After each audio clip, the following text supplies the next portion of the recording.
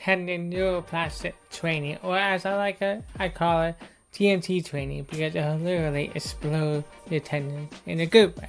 If your PT or doctor told you to do 30 heel raises every day, stop what you're doing and listen to this. One of my clients, before joining the Achilles rehab program, was told that she needed to do 30 calf raises daily for 12 weeks to heal her Achilles tendinopathy. So trusting this expert, she did them. Of course she did. 30 calf raises off a step per day without weights. She saw some improvement, but it wasn't nearly as much as she hoped. She had been dealing with Achilles tendinopathy for 6 years, so at this point she was willing to try anything. As the weeks went by with very little improvement, she thought, well, there goes another 12 weeks without a treatment or anything working. This is incredibly frustrating, and I understand the frustration that people feel when they go through this, to hear stories like this. So that's why I'm going to break down why this didn't work for her and what we did when she joined Bulletproof Runner's system that completely changed the game for her. So we bucked the old entire way of the medical establishment's stress and rest approach to Achilles tendinopathy. Instead, we empower this runner to take control of her healing using a technique that only takes 15 minutes per workout, 2 to 3 times a week.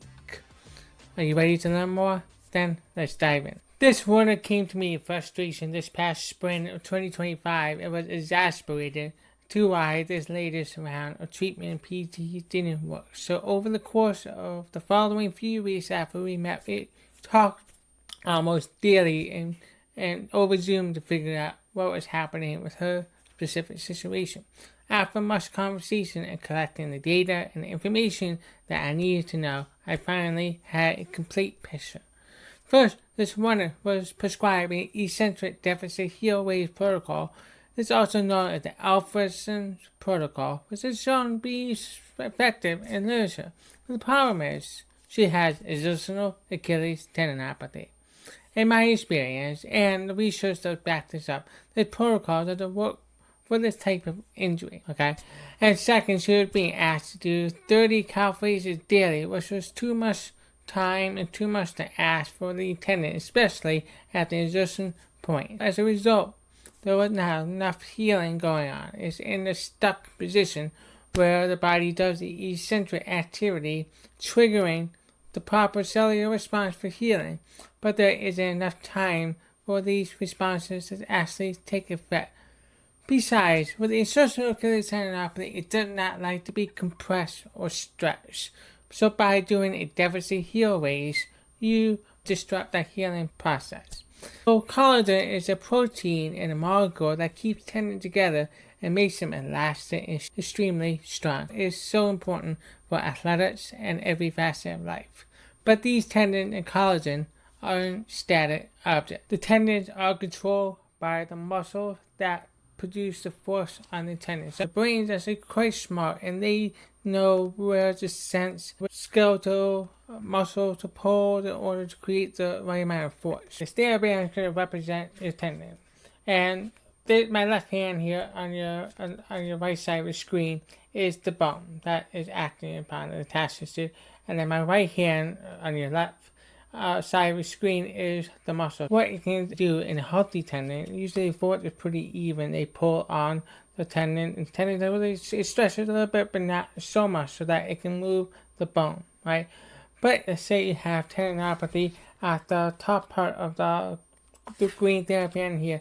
It can actually sense that and direct the motor neurons to only fire at the parts where it's healthy, so it avoids that tendinopathy area, which may explain why many people who overdo something or they do too much too soon, too fast, they don't feel the pain for quite some time, right? The body's adapted to it, but at some point along the way, they start to feel pain because of the chemical and biological reactions that happen inside the tendon. When we perform eccentric heel raises, what happens in the muscle and the tendon is that they have to get stronger in a lengthened position, which is not a bad thing. That's where the tendon is at its strongest, after all. But the problem is, most runners run into, pun intended, is that PTs and doctors still prescribe them the wrong doses.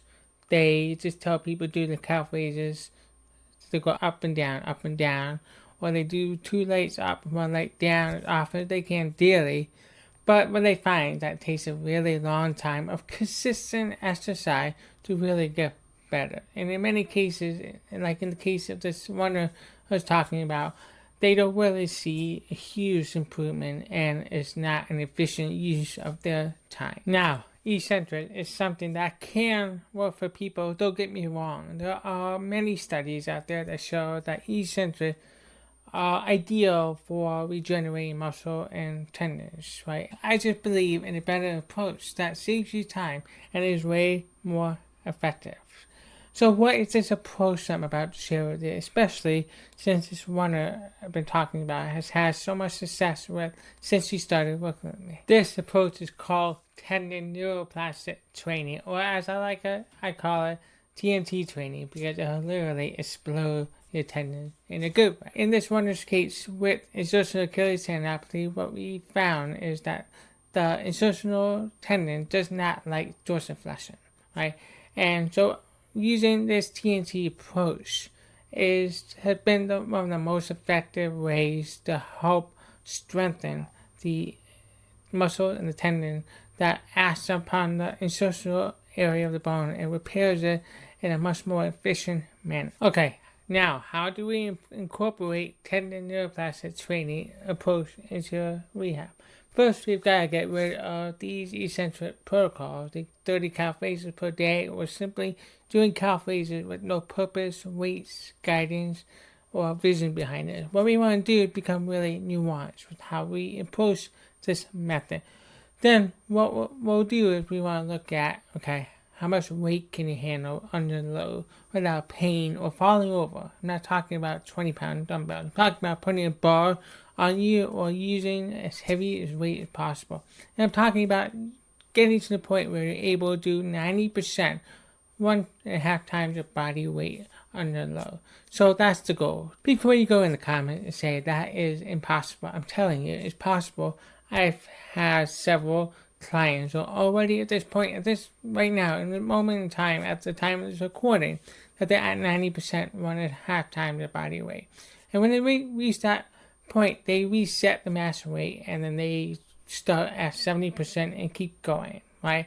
Now we're aiming for 1.75 times the body weight, and we can really push the limit on how strong our calves can become. The good news is that you do not have to go into 90% right away of what I like to do. What I like to do is start at 50%, or even considering that some people starting at 20 to 30% of 1.5 times the body weight, and keep it easy and progress from there. And that's really the key. You have to be able to progress over time to see gains. So if you start at 30% of 1.5 times your body weight, then you're off to a good start, because we can build you up over time. So I'll give you an example. If I weigh 150 pounds, then 1.5 times the body weight is 225 pounds. To start at 30% of what you'll be able to do, start at 3 sets of 12 calf raises at 67 pounds. You can use a barbell or a Smith machine that you can set a weight between 65 and 70 pounds, which is completely doable. So why do we want to go heavy? It's important to understand that, because in order to change the chemical bond inside the tendon, it trigger a process called mechanical transduction. And what that does, when it breaks that chemical bond, it tells the amino acids called glycosaminoglycans to create additional tendon cell, and that creates new tendon cell for healing. So if you're doing just body weight calf raises, you're not going to sufficiently break those chemical bonds that you need for healing and repair and new tendon cell. That's why we want to go as heavy as possible with this heavy portion of the TNT training. That's what I mean by exploding your tendons, but in a good way, in a good controlled way that's not going to cause an Achilles flare up. Okay, now we've gotten the heavy portion down during the TNT training process. Now we've got to add another component that's really crucial. Slow down your calf raises. This is where this client struggled the first, but where she made the most gain was her ability to slow down her repetition and be patient. I'm going to show you how hard it is to be patient. What do I mean by slowing down your repetition? What I mean is that you want to pay attention to the amount of time under load. If you're able to do a single calf raise repetition, just one up and down in 7 to 10 seconds, that's ideal, because what you're doing, you're increasing the chance of that injured tendon to load through that injury. What ends up happening is that the muscle fibers that will contract the tendon and the muscle in such a way that will avoid the area that injured, just like the demonstration I showed you earlier. So rather than the force going through the tendon and triggering that process, the chemical reaction to heal the tendon, it will actually go around it. So I'm going to demonstrate to you why we want to do the slow calf raises. We want to slow down your calf raises, and I'm going to use a couple of TheraBands to demonstrate this, right? So I've got the yellow TheraBand, which is the healthy tendon, and the green TheraBand here is the tendinopathy or painful tendon. By slowing down your calf raises, what we're doing is we're increasing the chance of all your tendon undergoing that chemical bond breakers and triggering that process for healing, called mechanical transition, like I mentioned before. Now, if you just did regular calf raises or plyometric or anything like that, it's not the right approach, because we're not activating the green tendon to undergo that chemical bond breakers, because in this situation, what the tendon is going to do is going to remain stiff, and it's going to transfer that energy no matter what. By going slow, the tendon becomes compliant. And when it becomes compliant, right now you can see the tendon is stretched out just as much as the healthy tendon, and now increase the chance of that tendon, the green tendon, from undergoing that chemical process to heal. Okay, and this is why going slow can be so beneficial for your rehab. So how do you accomplish time under load accurately, right? The easy way to do that is to use a metronome. Go on Google, search metronome, and it'll give you that tool right at the top of the search area. Just put in 60 beats per minute, and then you can just follow a beat which counts to 1 second, 1 beat per second, and you can count the time that you need to achieve, whether that's 6, 7, or 10 seconds. So what I like to do, I like to start with a 6-second repetition of 3 seconds up and then 3 seconds down. And then as you progress, you're able to control your calf raises a little bit better, and you're able to have good form. Then we want to increase that to 10 seconds. So 5 seconds up and 5 seconds down.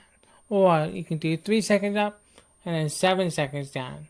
Right, and really putting that tendon under load is so important that I can't stress how important it is to incorporate that. So if you're not incorporating this particular technique into your rehab, I encourage you to do so. Now you know the secret approach that my client has used, and not only start healing her Achilles, but she's planning to run the Marine Corps Marathon next month, October 2025, and she's seen 114 increase in calf strength, 124% increase in overall tendon well-being, and she's able to run up to 60 miles per run during her long run. So it's incredible, an incredible result for this runner, and I'm super happy for her and the hard work that she put in.